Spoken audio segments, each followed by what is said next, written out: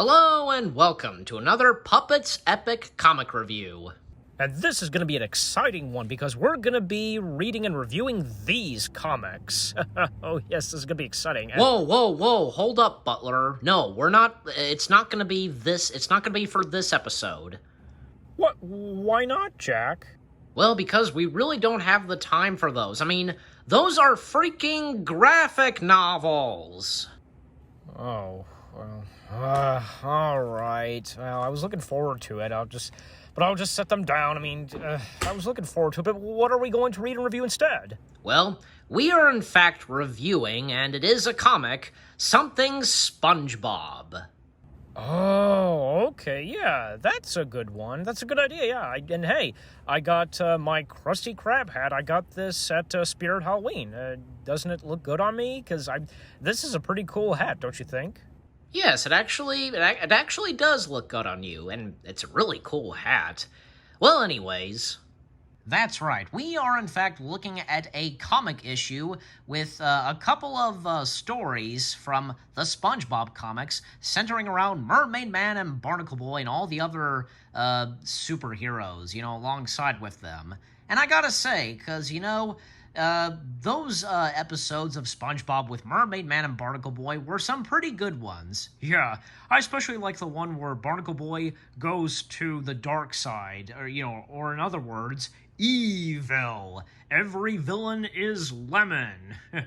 That was pretty good. And he goes from Barnacle Boy to Barnacle Man, and he teams up with Man Ray and the Dirty Bubble. Yeah, that was a pretty good one, too. Or say you have that one episode where SpongeBob and Patrick, they're watching over the Mermaid Man cave, I think that's what it's called, and, they accidentally unfreeze Man Ray. That was a pretty good one, too. Yup, and if I recall, there was one of those, new episodes of SpongeBob where Man Ray is, staying at Squidward's house on vacation or something. Yeah, I haven't really seen that one. But with all that being said, let's dive right into the SpongeBob comic of Mermaid Man and Barnacle Boy and the superheroes, shall we? Yes, let's, shall we?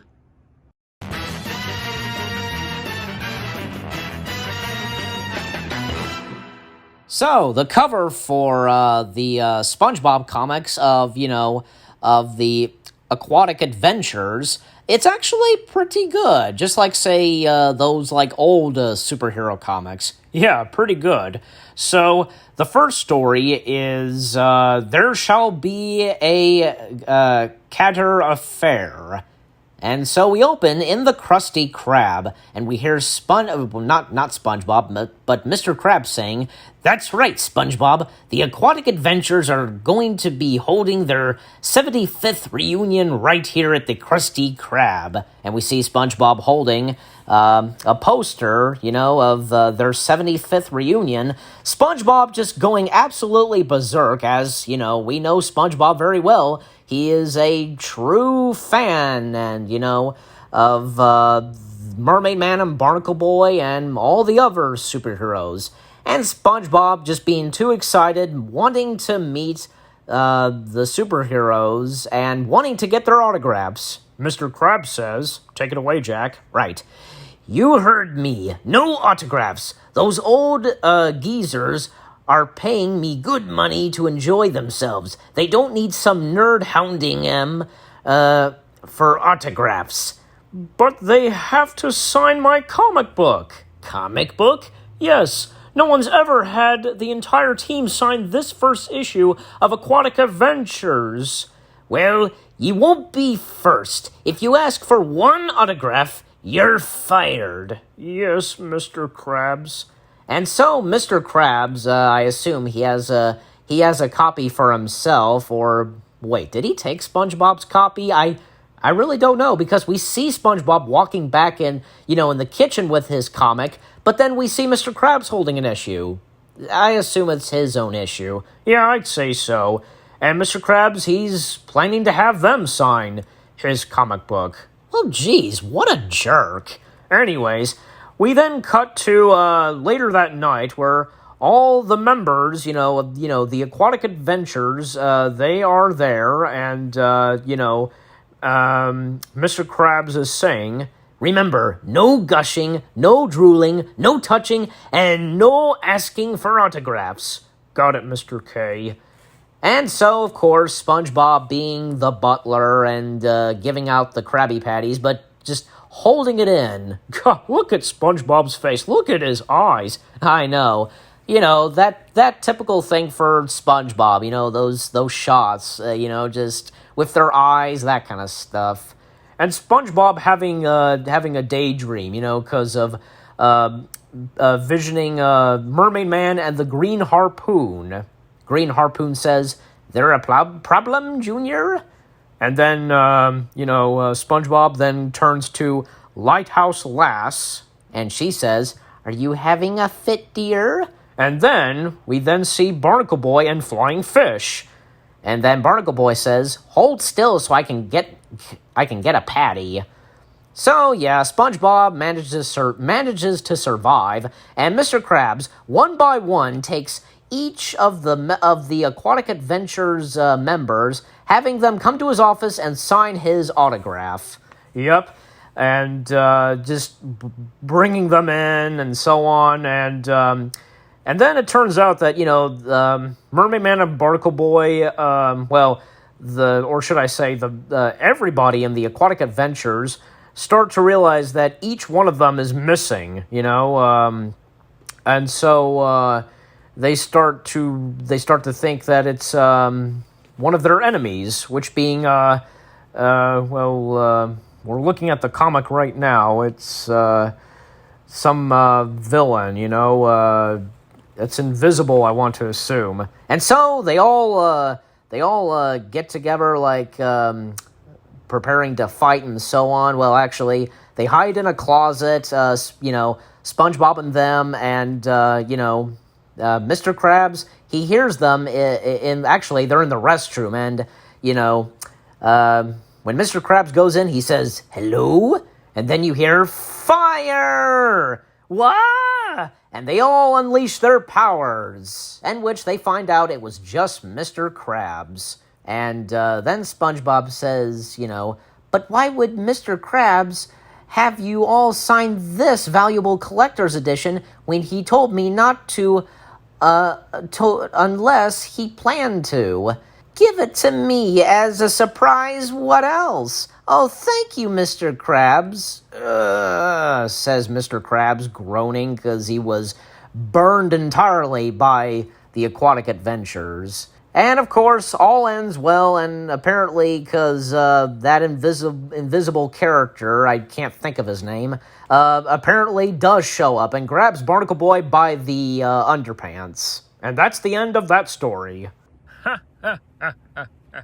This is too funny, Barnacle Boy getting a wedgie, because, in the show, bad things have happened to Barnacle Boy. That's funny. Okay, next story, and it's called The Evil That Men Do.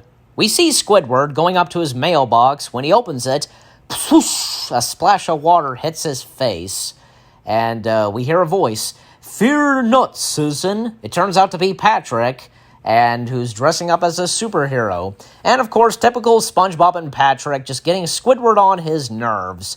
And, just them acting and pretending to be superheroes. And, we see Squidward, because he's in his house, and he's saying, ignore them. And,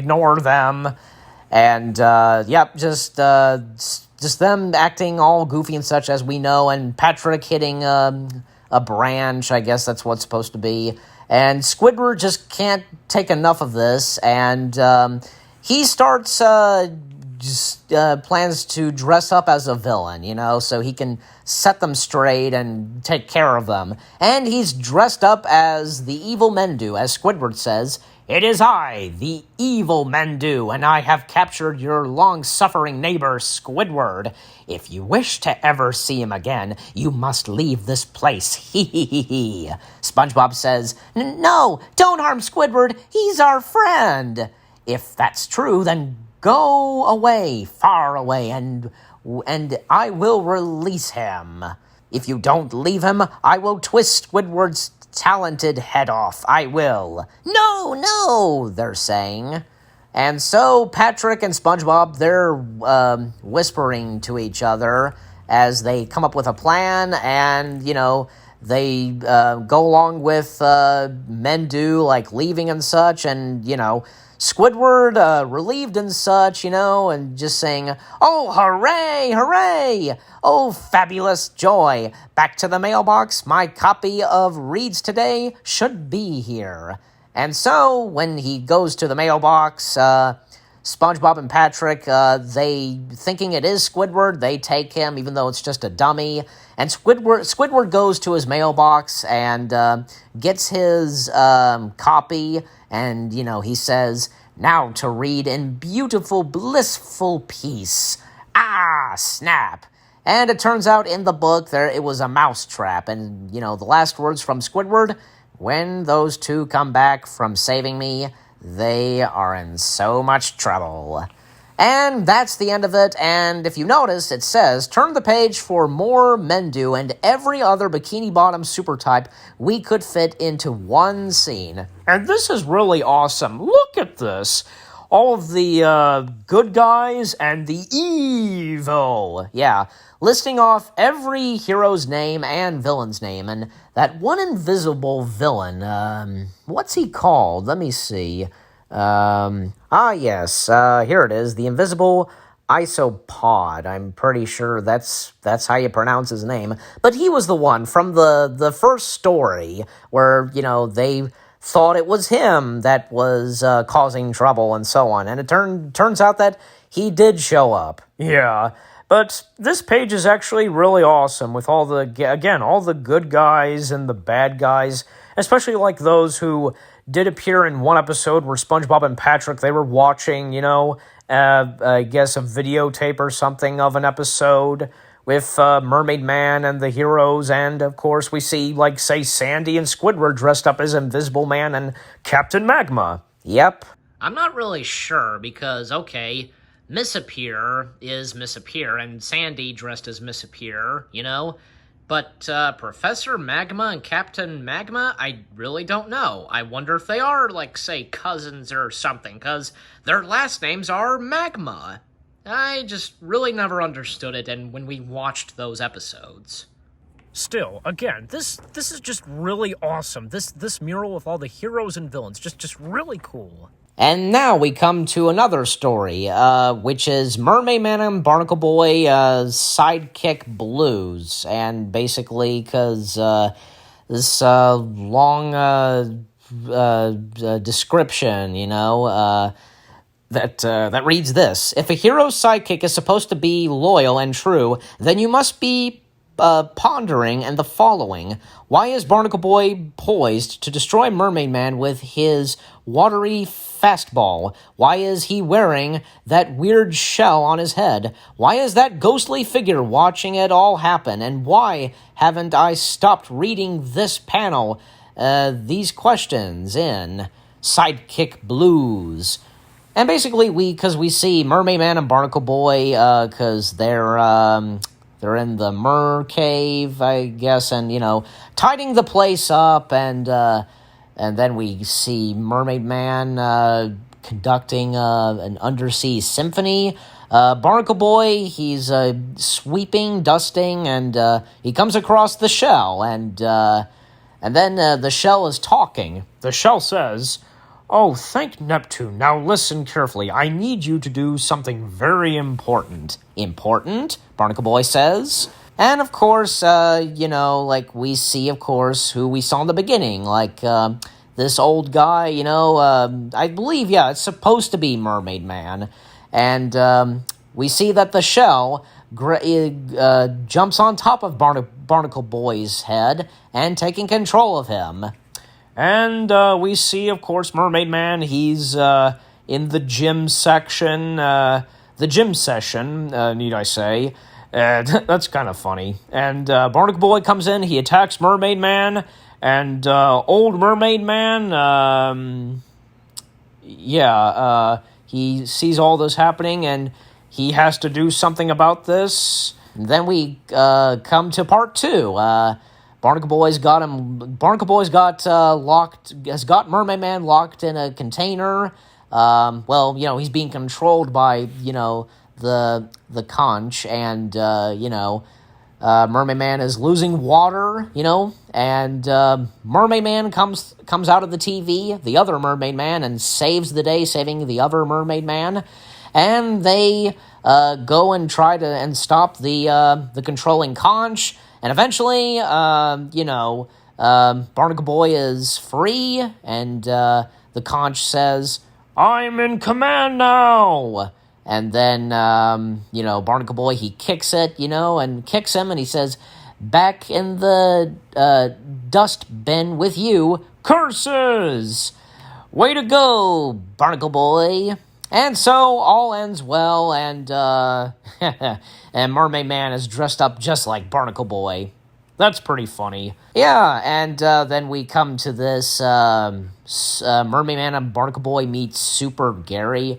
Yeah, it's this strange doodle cartoon, or whatever it's supposed to be. The style, and it's supposed to be Gary the Snail, and Mermaid Man takes Barnacle Boy's, bits of his costume to Gary, so yeah. And if you look closely, you can see Super Gary right next to Professor Magma and young Barnacle Boy. He's right there, yep. So, yep, that does explain that Super Gary story. And now we come to the third to last story in this comic. This one's called The Coming of the Golden Kelp. And Butler, yeah, you can definitely do Plankton for this one. Oh, yes, definitely. So, we open where we see Plankton on a mini rocket, and he's saying, "Mine! Finally mine! The recipe to the Krabby Patty!" And, I don't know who's saying this, but it says, "For me, Plankton, it was the day that began in delicious victory."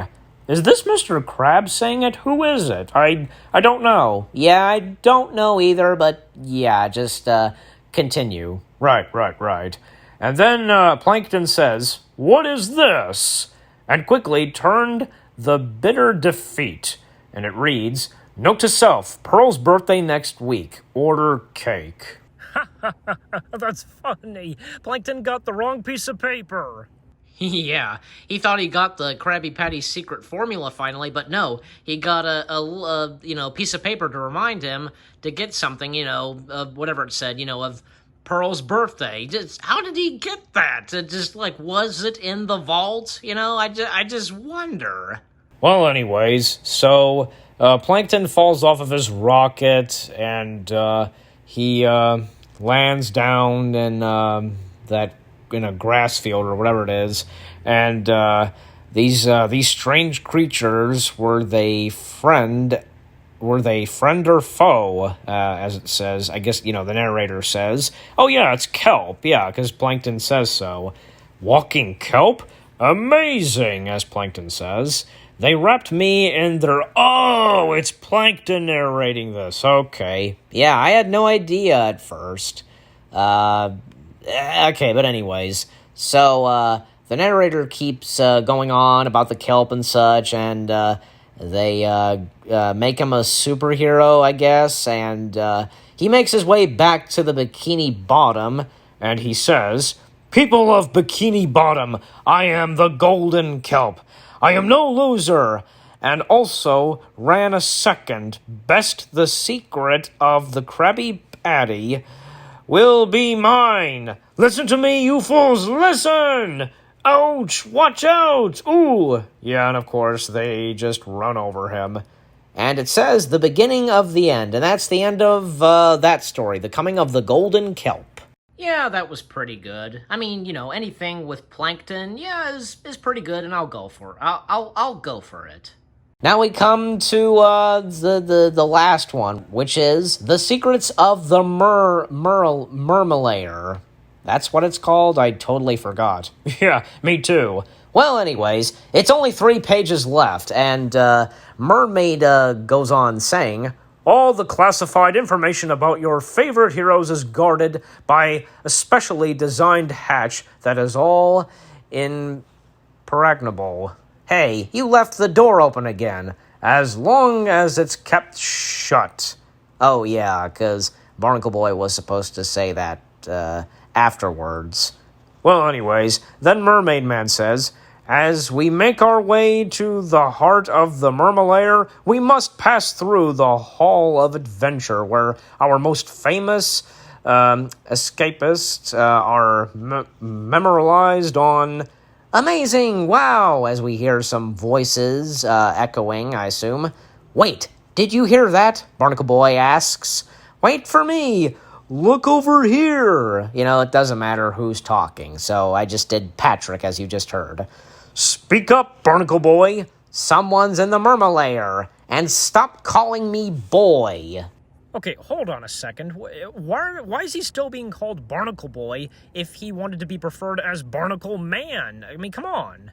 Yeah, that kind of bugs me, because, Barnacle Boy was now referred to as Barnacle Man, in one episode as we mentioned, because, he turned evil and joined Man Ray in the Dirty Bubble, but then, he went back to being good and became Barnacle Man, and now he's going back to being called Barnacle Boy? I really don't understand this. Why couldn't they have just kept it as Barnacle Man? I have absolutely no frickin' clue.